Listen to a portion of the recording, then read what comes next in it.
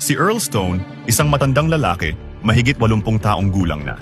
Wala na siyang maraming pagkakataon sa buhay, wala na rin siyang hanap buhay, at desperado na siyang makatulong sa kanyang pamilya. Pero hindi niya alam, dito pala magsisimula ang pinakakilabot at makulay na kwento ng kanyang buhay. Nagpunta siya sa El Paso, Texas. Dala ang address na ibinigay sa kanya. Pagdating doon, pumasok siya sa isang lumang garahe. Laking gulat niya nang sinalubong siya ng mga armadong lalaki. "Hola, ako si Earl," mahinahong bati ng matanda. Pinagmasdan ng mga lalaki ang kanyang lumang truck. Nag-usap-usap sila kung saan itatago ang bagahe. "Saan natin puputulin? Sa ilalim ng upuan? O sa may gulong?" tanong ng isa. Nagulat si Earl. Mariin niyang sagot, "Walang gagalaw sa truck ko. Ilagay niyo na lang sa likod ang bagahe, katabi ng mga golf clubs ko. Ligtas yan dyan." Napatulala ang mga lalaki. Para sa kanila, parang baliw ang matanda. Walang kaalam-alam kung ano ang pinasukan niyang trabaho. Pero ramdam nila ang tapang at kumpiyansa ng matanda. Binigyan siya ng cellphone. "Simple lang," sabi ng lalaki. "Kapag tumunog, sagutin mo. Huwag kang tatawag kahit kanino. Pagdating mo sa drop-off, may magte-text sa'yo. Iiwan mo ang susi sa glove compartment, bumalik ka matapos ng 1 oras, at nandoon na ang bayad mo." Medyo nagduda si Earl. Paano kung may magnakaw ng truck o ng pera? Natawa ang lalaki. Malamig ang sagot. "Walang magtatangkang galawin yan. May mga mata kami kahit saan, viejito. At isa pa, wag kang sisilip sa bag." Nakaramdam si Earl ng kaunting takot. Pero kalmado siyang ngumiti at sumagot, "Hindi ako tumitingin sa bag na pagmamayari ng iba." Sa isip niya, isang biyahe lang naman ito. Isang simpleng hatid ng bag, tapos wala na. Sinimulan ni Earl ang kanyang tahimik na biyahe pabalik ng Illinois. Pagdating sa hotel, iniwan niya ang truck ayon sa utos sa kanya. Pagbalik makalipas ang 1 oras, binuksan niya ang glove compartment at nandoon ang susi kasama ang isang brown envelope. Binuksan niya ito, laking gulat niya. Puro pera ang laman, mas marami pa kaysa sa inaasahan niya. Halos hindi siya makapaniwala. Biglang may lumapit na lalaki. Nagulat siya. "Magaling ang ginawa mo," sabi ng lalaki. "Ito ang number na tatawagan mo kapag gusto mong magtrabaho ulit." Umiling si Earl. "Hindi, isang beses lang to para sa akin," ngumiti ang lalaki. "Ganito na lang, tawagan mo kami kung sakaling magbago ang isip mo." Tinanggap ni Earl ang papel na may numero. Pinaandar ang makina ng kanyang lumang truck at nagsimulang umuwi. Akala ni Earl, tapos na ang lahat. Pero ang simpleng biyahe na ito, ang magiging simula ng pinakamapanganib na landas ng kanyang buhay. Samantala, sa kabilang panig ng kwento, dumating ang bagong naka-assign sa Chicago DEA office, si Special Agent Colin Bates. Bata, matalino, at sabik gumawa ng pangalan. Pagdating niya, agad siyang kinausap ng kanyang officer in charge, si Warren Lewis. "Malalaking kaso ang nahuli mo sa New York at DC, kaya inaasahan kong ganun din ang gagawin mo rito," sabi ni Lewis. "Magtrabaho ka, gumawa ka ng mga kaso, hulihin ang mga dapat hulihin." Tumango si Bates, puno ng kumpiyansa. "Yan ang pinakamagandang balita na narinig ko ngayon," sagot niya. Agad nilang sinimulan ang trabaho. Kasama ni Bates ang bago niyang partner, si Agent Trevino. Sa labas ng isang club, nagmamasid sila. Nakita nila ang ilang kabataan na nagbebenta ng droga. Pero isang tao ang agad na tumawag ng atensyon nila, si Luis Rocha. Para makapasok at makakuha ng mas malalim na impormasyon tungkol sa kartel, ginawa nilang impormante si Luis. Araw ng kasal ni Jeannie, ang nag-iisang apo ni Earl. Sa party, makikita kung gaano siya kasayahin. Nagsasayaw siya kasama ang mga babae, parang wala nang iniintindi. Pero sa kabilang lamesa, nakaupo ang kanyang anak na si Iris, kasama ang dating asawa na si Mary. Kita sa kanilang mukha ang halong pagkainis, habang pinapanood si Earl na nag-i-enjoy. "Hi everyone," sigaw ni Jeannie mula sa mikropono. "Bago ako malasing, gusto ko lang magpasalamat kay Grandpa Earl dahil siya ang nagdala ng flowers at nagbayad para sa open bar. Thank you, Grandpa." Nagpalakpakan ang lahat. Sa sandaling iyon, naramdaman muli ni Earl ang sarap ng pagiging mahalaga. Lumapit siya kay Mary. "Sayaw tayo," alok niya. Pero umiling ang babae. "Earl, nakikita kong mahilig ka pa rin sa mga bulaklak. Hindi ko talaga maintindihan kung bakit ginugugol mo ang oras at pera mo sa mga yan." Sumagot si Earl, seryoso. "Gusto ko sila. Natatangi ang bawat isa. Isang araw lang sila namumulaklak. Deserve nilang paglaanan ng oras at effort." Tumingin si Mary, malamig. "Ganon din naman ang pamilya mo, Earl." Natahimik ang matanda dahil totoong hindi niya nabigyan ng halaga ang kanyang pamilya. Kinabukasan, pumunta si Earl sa bangko, binayaran ang kanyang mga utang at nakuha muli ang kanyang bahay. Pagbalik sa Texas, dala niya ang isang bagong itim na truck. Masayang sinalubong siya ng mga lalaki sa garahe. Ngayon, mas malaki na ang bag na ipinapadala sa kanya. Sunod-sunod ang biyahe. Sa bawat balik, lalong nahuhulog si Earl sa bilis ng yaman. Naging bayani siya sa kanilang lugar at marami na siyang natutulungan. Isang araw, habang nasa biyahe, hindi siya pinatahimik ng kanyang kuryosidad. Huminto siya sa gitna ng kalsada. Binuksan ang trunk. Nanlaki ang kanyang mata sa nakita, isang bundok ng cocaine. Need help, sir? Isang boses ang pumigil sa tibok ng kanyang puso. Isang pulis ang nasa likod niya. Ano po yung dala nyo? Tanong ng pulis. Pekans. Ihahatid ko sa pamangkin ko. Mabilis niyang sagot. Biglang tumahol ang aso ng pulis. Lalong kinabahan si Earl. Buti na lang, may nakita siyang menthol ointment. Mabilis niyang inilagay sa kanyang kamay at hinarang ang pang-amoy ng aso. Hinila ng pulis ang aso palayo. Mag-ingat kayo sa daan, sir. Nakahinga ng maluwag si Earl. At nang ihatid niya ang bagahe, tumambad sa glove compartment ang mas marami pang pera. Dito niya na-realize, wala na siyang kawala. Isa na siyang drug mule. Samantala, sina Agent Bates at Trevino ay patuloy na nagmamasid. Dala ang impormasyon mula sa kanilang impormante, ipinakita sa kanila kung paano gumagana ang operasyon ng kartel. Mula rin sa impormasyon ni Luis, nakuha nila ang isang listahan ng mga shipment. At doon lumitaw ang isang bagong pangalan, si Tata. Isang mule na nakapag-deliver na ng 121 kilos at kasunod nito, 232 kilos pa sa isang marangyang mansyon. Habang naglalaro ang boss ng kartel na si Laton, tinawag niya ang kanyang kanang kamay, si Julio. Magpapadala tayo ng malaking bagahe sa matanda. Pwede siyang maging top mule natin. Malinis ang record niya, walang kahit traffic ticket. Samahan mo siya. Ayaw ni Julio ang ideya. Naiinis siyang magbantay ng matanda. Ayaw mo ba? Hindi ba't marami ang gustong pumalit sa'yo? Malamig na banta ni Laton, sabay turo kay Gustavo. Walang nagawa si Julio kundi sumunod. Sa garahe sinalubong agad ni Julio si Earl. Sino ka? Tanong ng matanda. Pinadala ako ng boss, ako ang handler mo. Sasamahan kita sa biyahe. Matigas ang tono ni Julio. Makinig ka, may napakahalaga kang kargamento at hindi kita pinagkakatiwalaan, kaya sundin mo lahat ng utos ko. Dadaan ka sa rutang sasabihin ko. Walang sariling shortcut, walang tigil. Ako ang masusunod. Malinaw? Tumingin lang si Earl, saka ngumiti. Sigurado ka bang Mexican ka? Para kang si Hitler magsalita? Nanigas ang panga ni Julio. Binunot niya ang baril at tinutok kay Earl. Pero hindi natinag ang matanda. Dumaan na ako sa giyera. Hindi mo ako kayang takutin. Mokoso. Hindi nagustuhan ni Julio ang estilo ni Earl. Galit siyang tumawag kay Laton. Hindi siya sumusunod. Humihinto kung saan-saan. Dapat patayin na lang ito. Ngunit para kay Laton, iba ang tingin niya. Nakikita niya ang kakaibang estilo ng matanda. Kapag nagbabago siya ng ruta, mas mabuti, hindi siya madaling mahulaan. Kaya't sa kabila ng inis ni Julio, mariing bilin ni Laton. Tiisin mo siya, kailangan natin si Tata. Sa kabilang panig naman, lalong tumitindi ang operasyon ni na Agent Bates. Alam na nila na si Tata ay gumagamit ng isang itim na truck, pati na rin ang mga posibleng ruta nito. Agad naglunsad ang DEA ng mga checkpoint sa daan. Pinahinto nila ang lahat ng itim na truck. Ni-raid din nila ang mga pugad ng drug cartel. Pero kaunting cocaine lang ang nakuha nila. Hindi kontento si Bates. Gusto niya ang malaking isda. Gusto niya si Tata, ang pinakamailap na drug mule ng sindikato. Samantala, sa biyahe ni Earl, hindi na iwasan ni Julio na mapalapit sa kanya dahil sa masayahin at palabiro niyang ugali.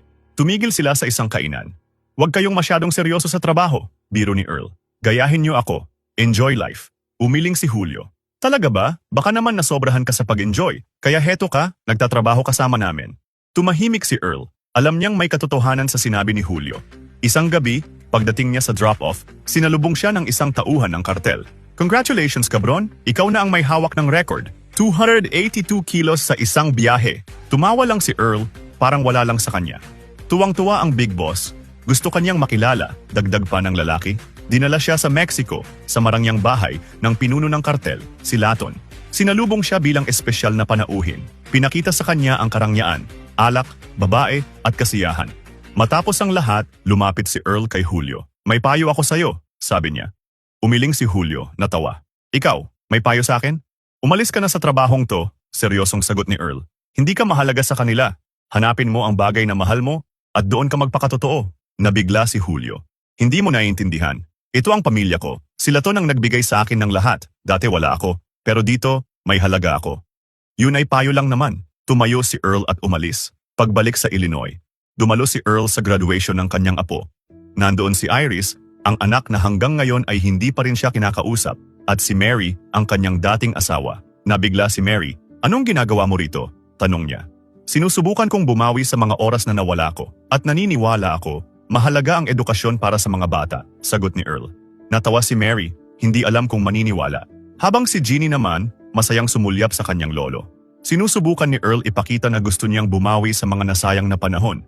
Pero habang papalapit na ang DEA at lalong nagiging delikado ang sitwasyon sa kartel, si Earl ay naiipit na. sa pagitan ng kanyang bagong buhay bilang tata at ng tunay na pamilyang matagal na niyang pinabayaan. Hindi niya alam, pero malapit na siyang mawalan ng oras.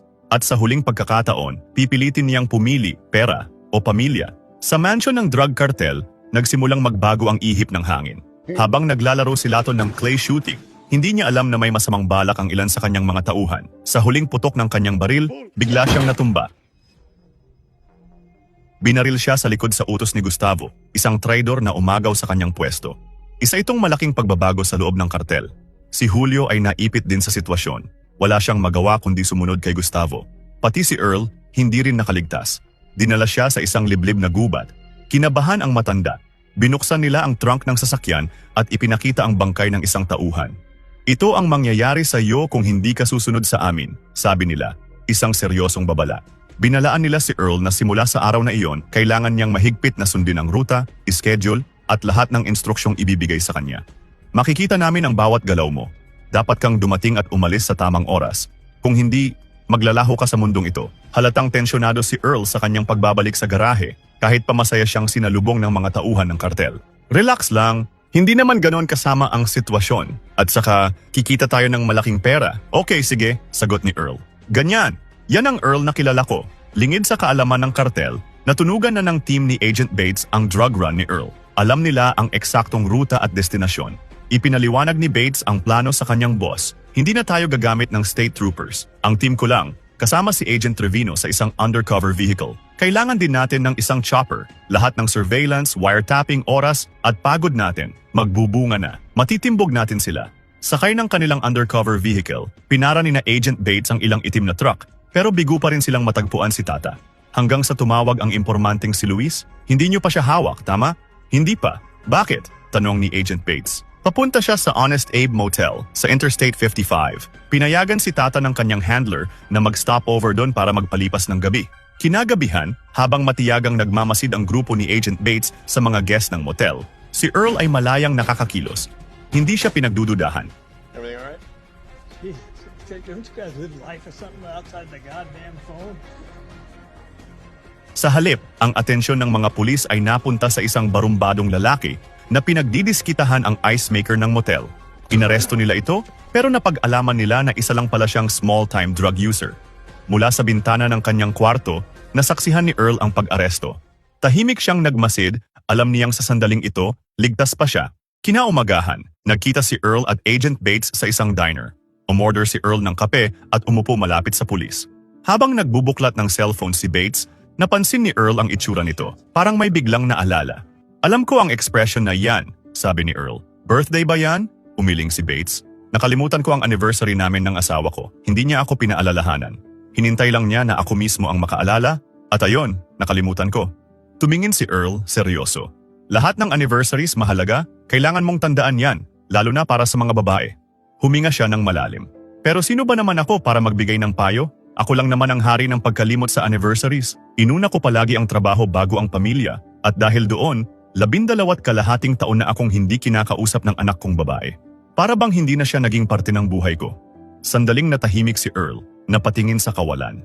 Alam mo, mahalaga ang trabaho, pero dapat laging pangalawa lang yon. Pamilya ang pinakamahalaga sa lahat, ngumiti si Bates. Salamat sa advice. Masarap makipag-usap minsan sa kagaya mo. Napakunot ang noo ni Earl. Kagaya ko, anong ibig mong sabihin? Biro niya. Ngumiti si Bates. Yung tipong ang dami ng pinagdaanan, parang wala ng filter. Napangiti si Earl. Hindi ko nga alam kung nagkaroon ako niyan. Tumayo siya.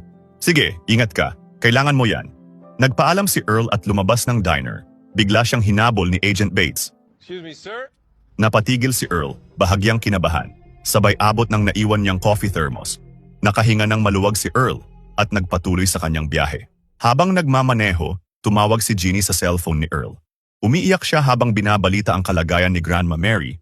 Malubha na ito at anumang araw ay maaaring mamaalam. Grandpa, samahan mo si Grandma sa mga huling araw niya, pakiusap ni Jeannie. Pero nagulat si Jeannie sa sagot ni Earl. What?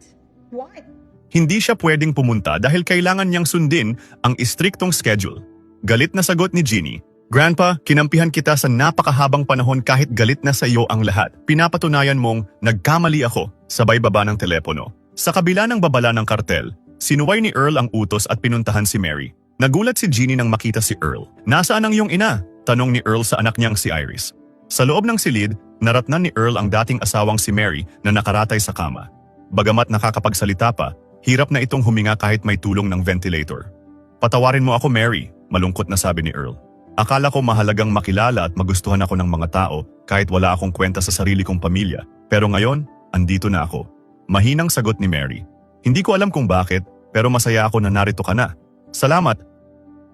Samantala, galit na ang mga handlers ni Earl. Hindi nila siya makontakt. Sa kabilang banda, alam na ng DEA na may malaking shipment ang drug cartel. Naghihintay na ang team ni Agent Bates sa drop-off location para sa pagdating ni Tata. Dapat ay kahapon pa siya dumating, sabi ni Agent Bates, halatang naiinip.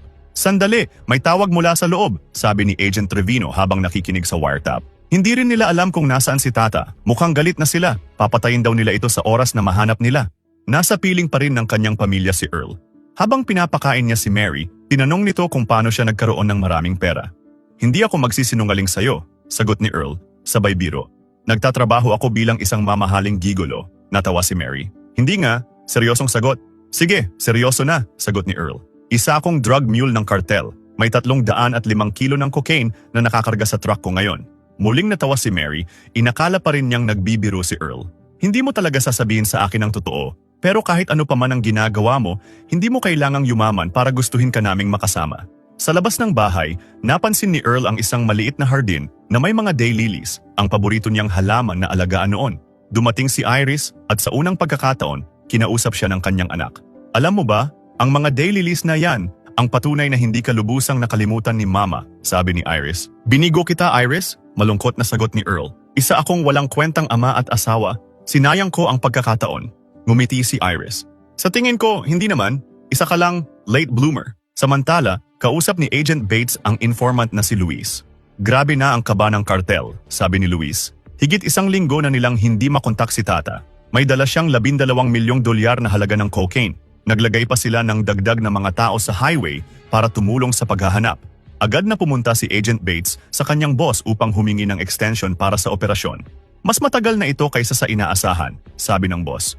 Masyado nang malaki ang nagastos. Kailangan na nating isara ang investigasyon. Ngunit ipinaliwanag ni Bates ang bagong plano. Itatap namin ang phones ng iba pang cartel members na naghahanap din kay Tata. May chance pa tayong mahuli sila. Sa huli, napagbigyan pa sila ng ilang araw na extension. Alam ni Earl na galit na ang kanyang mga handlers. Hindi na niya mabilang ang missed calls at messages sa kanyang cellphone. Pero hindi niya magawang iwan si Mary, lalo na't lumalala na ang kondisyon nito. Habang nakaupo sa tabi ng kama, napansin ni Earl ang paghihingalo ni Mary. Sa huling sandali, mahina ngunit malinaw ang sinabi nito. Ikaw ang pag-ibig ng aking buhay, at siya ring hapdi ng aking buhay. Kasabay ng mga salitang iyon, pumikit si Mary sa kanyang huling hininga. Pagkatapos ng libing, nagpaalam si Earl upang ipagpatuloy ang kanyang biyahe. Bago siya umalis, inimbitahan siya ni Iris. Pumunta ka sa amin sa paparating na Thanksgiving. Gusto ka naming makasama. Nakabalik na sa highway si Earl. Hindi nagtagal, naispatan siya ng kanyang mga handlers. Hinabol siya at nang maabutan, agad siyang binugbog at tinutukan ng baril. Nakita ng isa sa mga handler ang isang papel na nakausli mula sa bulsa ng kanyang suit, isang funeral program. Alam kong may warning na ako at nag-awol pa rin ako. Hindi ko mamasamain kung ano man ang gawin ninyo. Gawin niyo ang dapat niyong gawin, sabi niya, buong tapang. Tinawagan ng 2 handler si Gustavo upang ipaliwanag ang dahilan ng pagkawala ni Earl.